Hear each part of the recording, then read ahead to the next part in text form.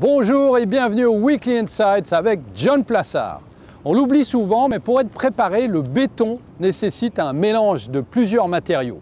Du ciment, des graviers, de l'eau et bien évidemment du sable. Vous l'avez donc bien compris, les nouveaux plans de relance en Europe et aux États-Unis vont faire appel à une quantité très importante de sable.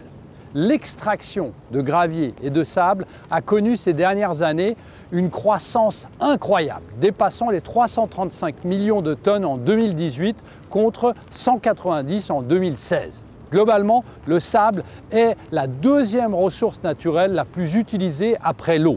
Il revêt une grande importance dans l'industrie de la construction, bien évidemment. Avec l'urbanisation qui s'étend dans le monde entier, il faut davantage de matériaux de construction pour construire des infrastructures dans les zones urbaines.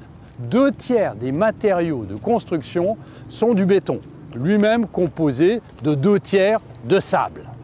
Bien qu'il n'existe pas de chiffres mondiaux sur l'extraction de sable de construction, l'augmentation de la production mondiale de ciment montre que la demande de sable est plus forte que jamais. En 2008, la production mondiale de ciment s'élevait à 2,8 milliards de tonnes. En 2019, ce chiffre est passé à plus de 4 milliards de tonnes, ce qui indique une demande de sable et de gravier de construction de 40 milliards de tonnes, rien que pour la production de ciment. Le sable a le potentiel pour devenir l'or noir de demain. Cependant, son extraction doit être étroitement surveillée. Les groupes environnementaux, comme Greenpeace par exemple, affirment que des réglementations doivent être élaborées et appliquées.